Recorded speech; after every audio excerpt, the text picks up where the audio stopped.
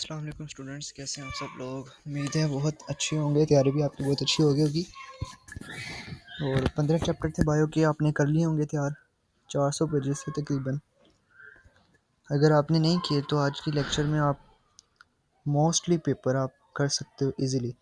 68 marks का subjective होता है ना, तो 50 प्लस तो उसमें पक्के हैं आपके।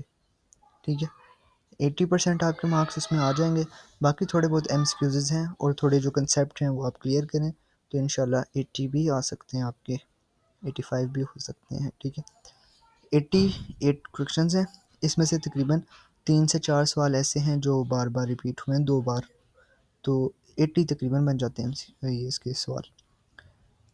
Simple and facilitated difference. अच्छा, जितने भी डिफरेंस है ना आपकी बुक में, जैसे प्रोकैरियोट्स में डिफरेंस है, आगे और भी 2-3 चीज़ें देखेंगे उसमें भी डिफरेंस हैं, वो लाजमी आपने करने हैं। उनमें से 1-2 लाजमी आ जाएगा।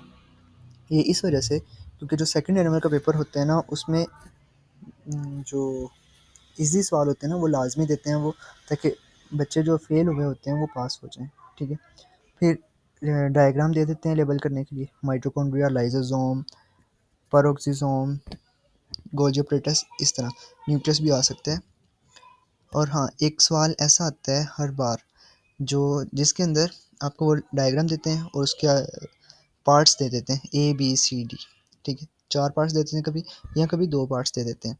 तो उनमें आपने अगले सवाल में बी में वो कहते हैं कि आपने इस ए का फंक्शन लिखो, या सी का फंक्शन लिखो, या डी का फंक्शन लिखो। जैसे ब्रेन का आ जाता है मेनिचेस या सेरिब्रम वगैरह फंक्शन लिखो, या टेस्टिस में आ जाता है कि एपिडेडिमस का फंक्शन लिखो, या कोई एक चीज़। प्रोकैरियोट्स भी हो गया हमारा। अच्छा, स्टेम सेल्स भी बहुत इंपॉर्टेंट है। इसमें आपके पास है, इसके टाइप्स हैं, इसके एडवांटेजेस हैं और डिसएडवांटेजेस। ये 3 चीज़ें आपने करनी है, एक चीज़ लाजमी आ जाएगी।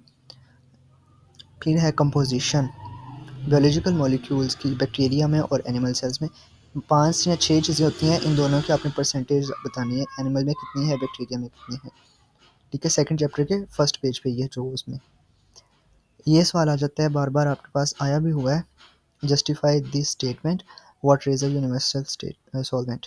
ठीक है, फिर प्रॉपर्टीज़ ऑफ सैकराइड आपने करनी है, पॉलीसैकराइड, डाइसैकराइड और मोनोसैकराइड, इन तीनों की प्रॉपर्टीज़ कर जानी है। और नंबर 2 पे आपके पास सवाल है, how are starch and glycogen different from each other. Glycogen और स्टार्च कैसे डिफरेंट है। अब एक जो है ना वो देखो आगे उसने बताया कि दोनों जो है वो पॉलीसेकेराइड है, तो किस बेसिस पे होंगे ये आप इसमें बताएंगे इसमें। फिर है ग्लाइकोसाइडिक लिंकेज इन लैक्टोज। अब यहाँ पे मैंने सिर्फ एक सवाल यहाँ पे लिखा है, ग्लाइकोसाइडिक लिंकेज इन लैक्टोज।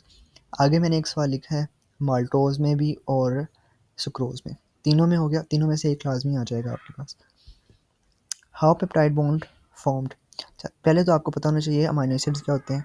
अमाइनो एसिड्स के दरमियान जो बॉन्ड बनते हैं ना उसको हम पेप्टाइड बॉन्ड कहते हैं, और इसका लिंक जो होता है ना वो NH2 के ज़रिए होता है, वही पेप्टाइड बॉन्ड बनाता है, जिसको अमाइंस भी कहते हैं, अमाइनो ग्रुप भी कहते हैं। फिर है रोल्स ऑफ प्रोटीन, ये आपको पता होने चाहिए।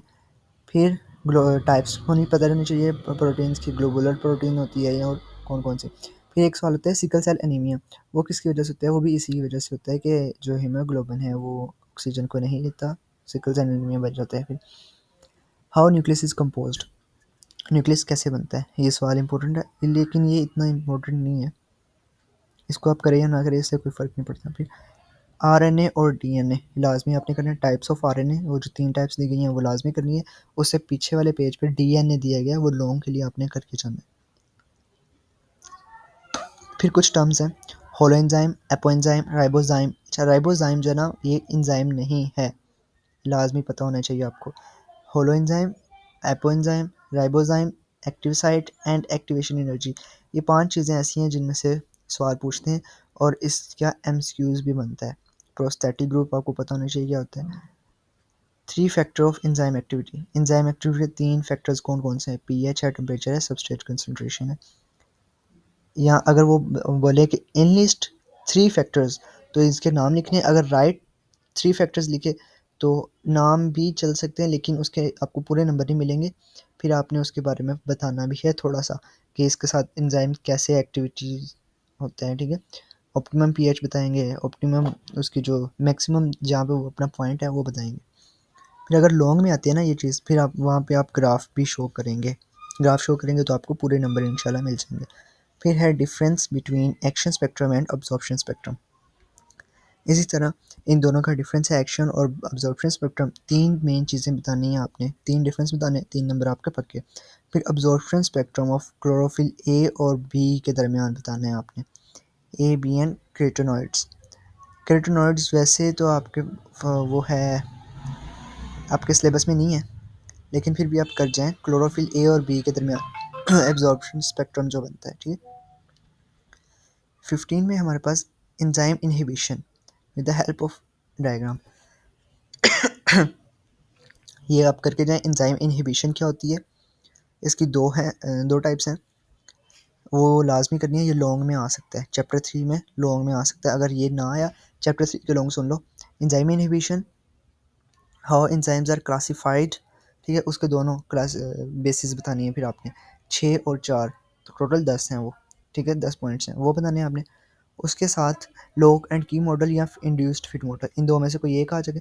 ये मैंने आपको 3 लॉन्ग बताए हैं, 3 में से एक लाजमी आना है आपको पेपर में कल परसों, सही है, जब आपका बायो का पेपर होगा तब। फिर है हाउ नॉन साइक्लिक फॉस्फोराइलेशन अकर। अच्छा ये सवाल ना 3-4 दफ़ा मैंने लिख दिया, मुझे याद ही नहीं रहा इसका। हाउ नॉन साइक्लिक फॉस्फोराइलेशन अकर, ये बताना है।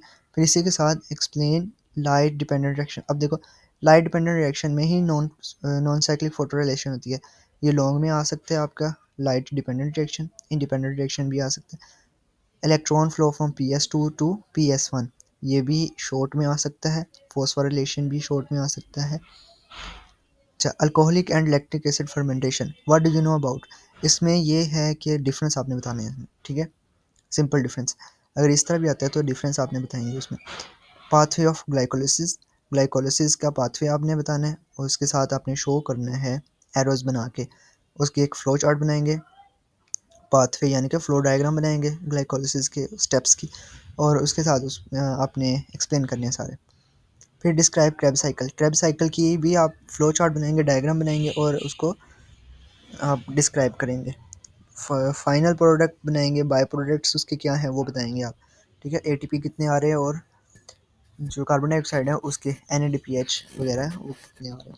फिर classify virus on the basis of structure, basis of structure में दो चीज़ें आ जाती हैं आपके पास, एक तो बॉडी आ जाते है, कैविटी आ जाते है, इस तरह वो जो 4 और 4 लिखी हुई है ना वो आपने लाजमी करके जानी है, वो MCQs में भी पूछते हैं।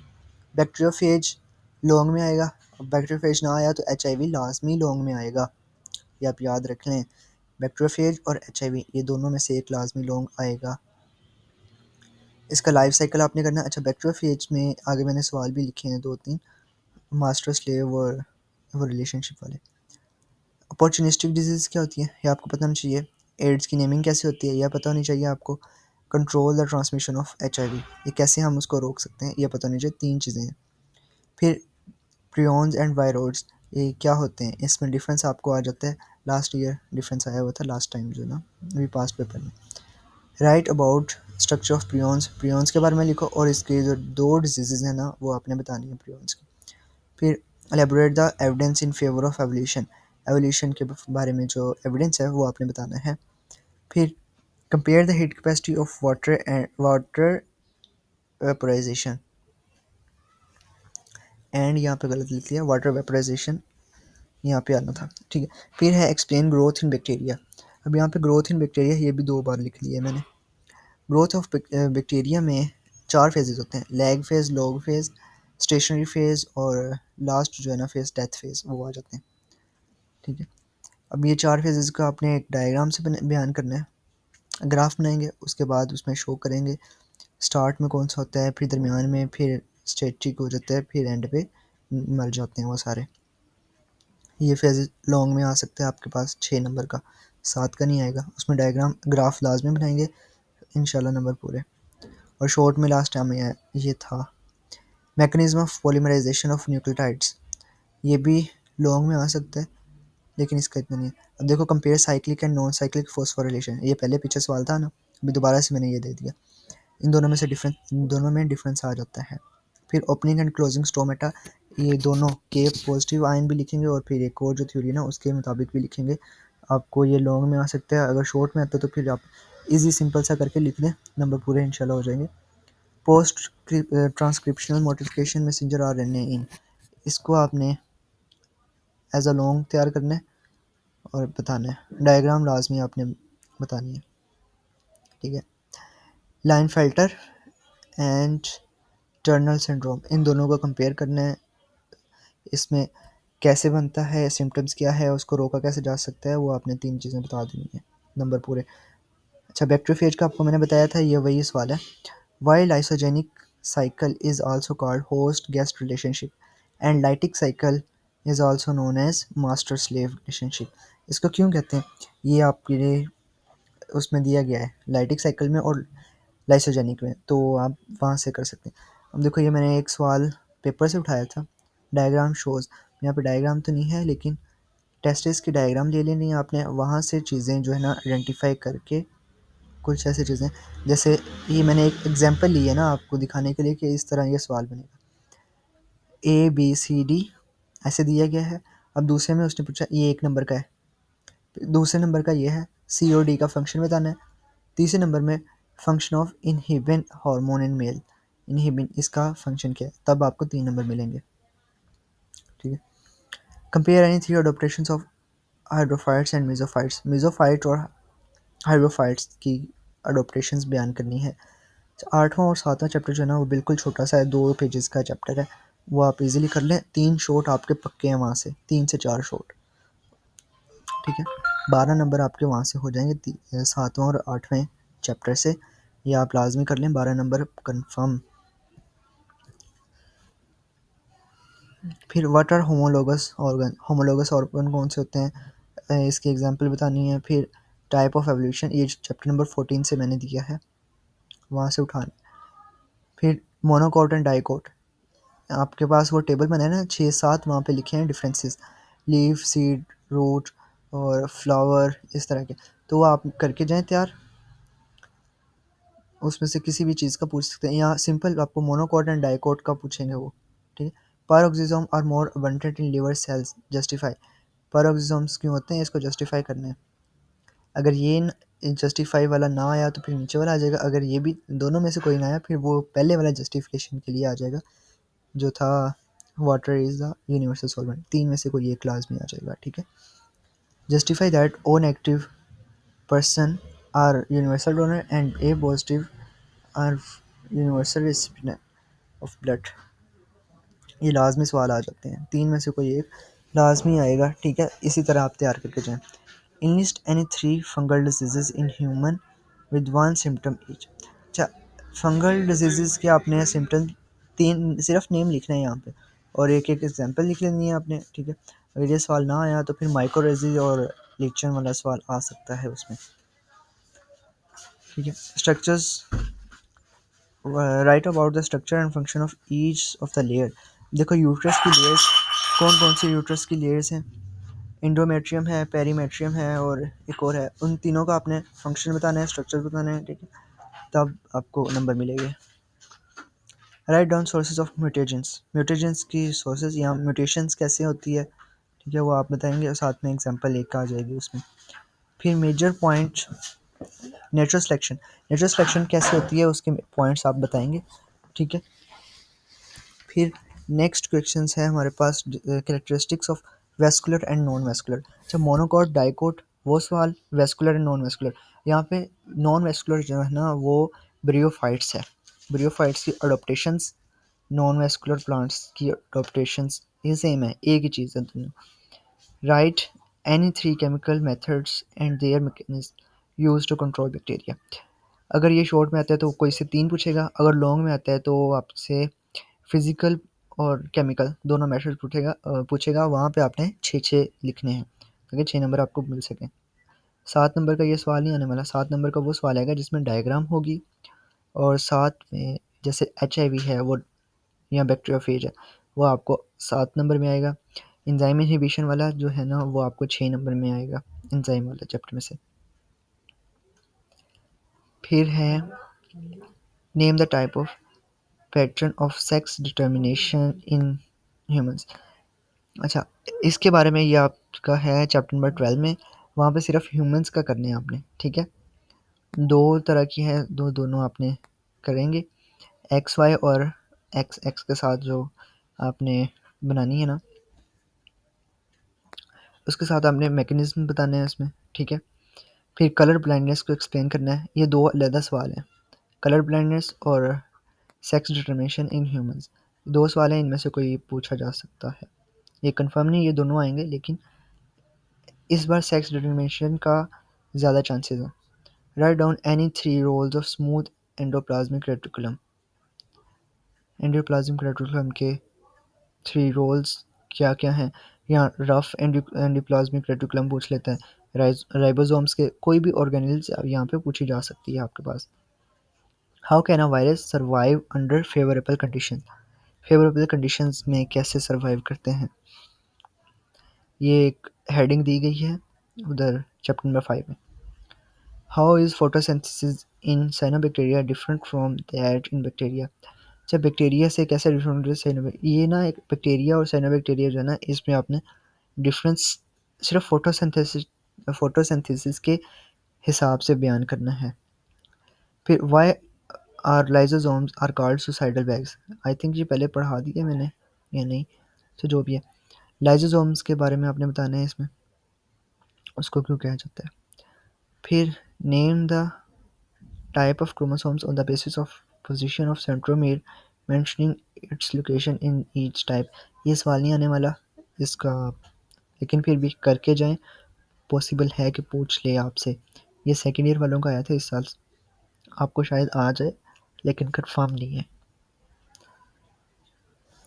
फिर how evolution in giraffe neck can be explain on the basis of लमार्किज्म, ये आप करके जाएं, ठीक है। अच्छा, लिमिटेशंस आपने करके जानी है लमार्किज्म की, वो आई थिंक आगे है। ग्रीन हाउस इफेक्ट और सोर्स ऑफ एमिशन, ये लाजमी आपने, ये तो वैसे ही आपको पता होती है ना, ये क्या क्या चीज़।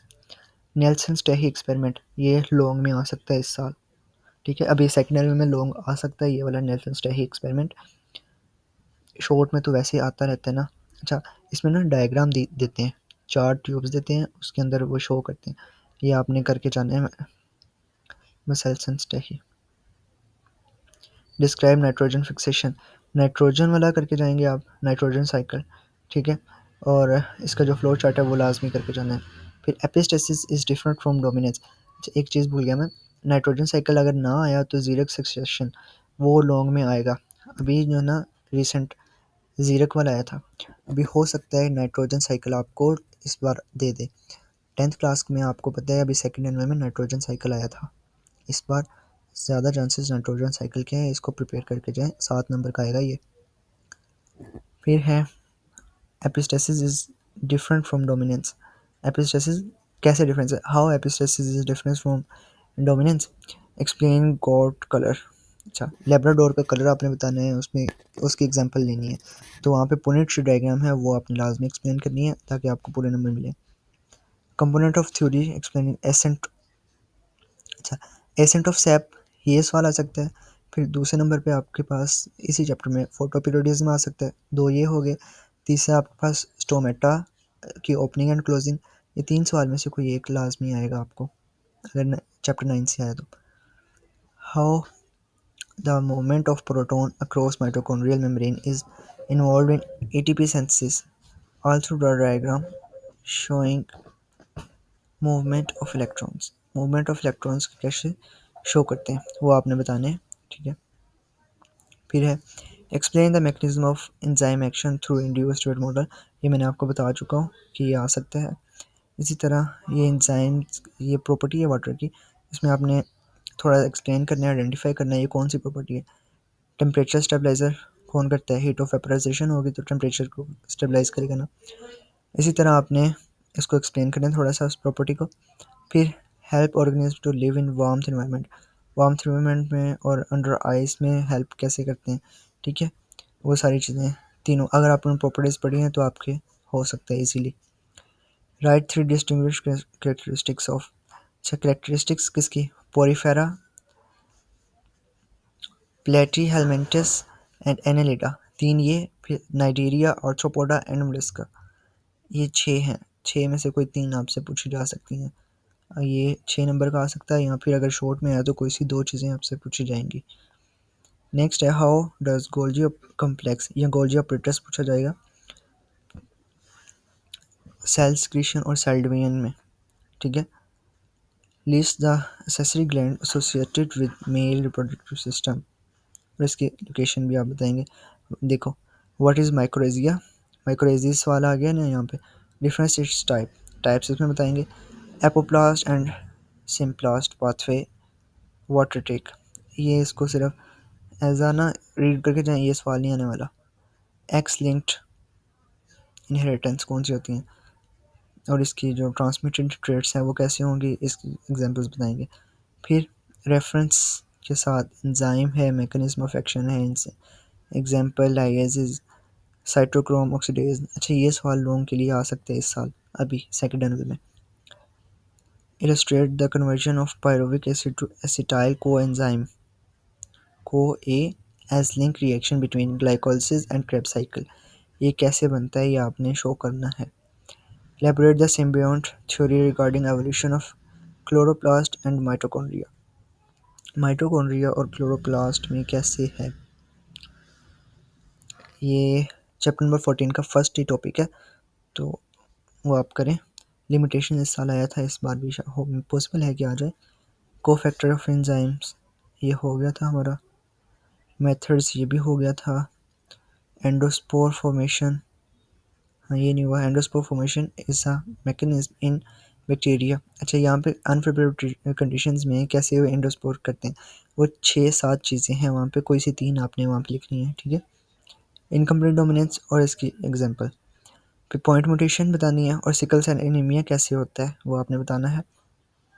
यहाँ पे आप चैप्टर 2 से सिकल सेल एनीमिया वहाँ से भी ले सकते हैं, और अपने बारे में कुछ अगर आपको आता है तो वो भी। एविडेंस ऑफ इल्यूशन ये हो गया हमारा। Right about the structure and function of ovary and oviduct, ये आप करेंगे। फेजेस ऑफ बैक्टीरिया ये भी हो गया हमारा। इंटरप्रेट सेल सिस्टम ये भी हो गया हमारा। देखो तकरीबन अब टोटल 80 सवाल भी नहीं बन रहे। Name any 3 enzymes with their function involve in DNA replication, ये लॉन्ग में आ सकता है, ये आप करेंगे। शॉर्ट में भी आ सकता है, लॉन्ग में भी। How is maltose different from sucrose in glycosidic, ये भी हो गया हमारा। Right characteristics of angiosperm, angiosperm की कैरेक्टरिस्टिक्स ये चैप्टर नंबर 8 में है। वेस्कुलर प्लांट्स यानी कि स्पर्मेटोफाइट्स जो है ना उसका। एक्सप्लेन ट्रांसलेशन प्रोसेस, ये सवाल लाजमी आ सकता है। तो चैप्टर नंबर 13 सारा ही इंपॉर्टेंट है, 6 सवाल हैं उसके, 6 लोगों कोई एक आएगा उसमें से।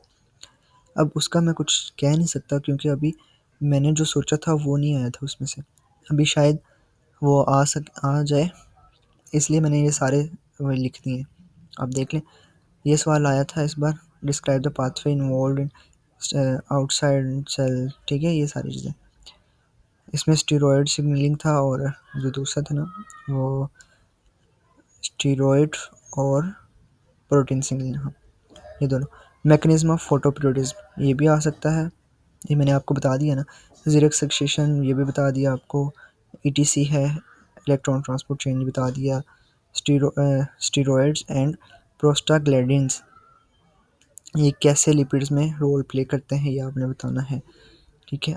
ये टोटल थे 88 नेम के सवाल थे, सिर्फ नाम थे 88 लिखा हुआ है, लेकिन ये 70 प्लस यानी कि 70 से 80 सवाल मैक्सिमम बन रहे हैं, तो ये आप लाजमी करके जाएं, ठीक है।